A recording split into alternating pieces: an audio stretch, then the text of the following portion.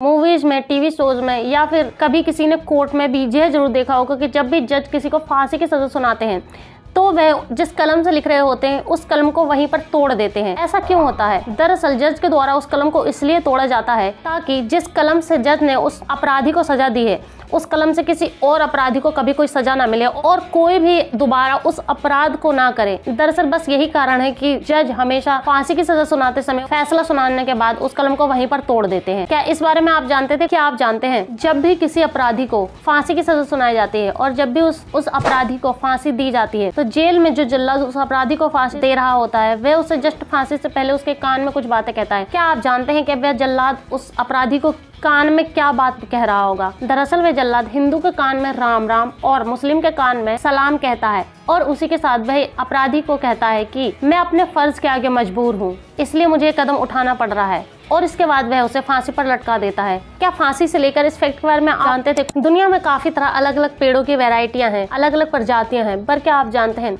एक बरगद का पेड़ जिसे हर कोई आमतौर पर जानता ही होगा, दुनिया का सबसे बड़ा बरगद का पेड़ पश्चिम बंगाल के हावड़ा में है। इस पेड़ की स्थापना सन 1787 में की गई थी और अब इस पेड़ की उम्र 256 साल हो चुकी है। इस पेड़ पर पंछियों की 80 प्रजातियां निवास करती हैं। इस पेड़ की ऊंचाई 24 मीटर है और यह पेड़ 14,500 वर्ग मीटर में फैला हुआ है। भारत में कुल वन क्षेत्र 7,12,249 वर्ग किलोमीटर भौगोलिक क्षेत्र का 81.57 है। क्या आपके शहर में कोई इतना पुराना पेड़ है? जैसा कि आप सभी जानते हैं जब किसी भी इंसान की मृत्यु होती है तो उसकी डेड बॉडी को फोरेंसिक के लिए भेजा जाता है, पोस्टमार्टम करने के लिए भेजा जाता है और ये पोस्टमार्टम सारे दिन में ही होते हैं। आखिरकार ऐसा क्यों होता है? कभी आपने सोचा है? दरअसल पोस्टमार्टम दिन में करने का सबसे बड़ा कारण रोशनी है, उजाला। दरअसल रात में ट्यूबलाइट LED की जो रोशनी होती है उस रोशनी में चोट का जो रंग होता है वह लाल की जगह बैगनी दिखाई देता है, जिस वजह से डॉक्टर्स को काफी ज्यादा परेशानी आती है पोस्टमार्टम करने में। और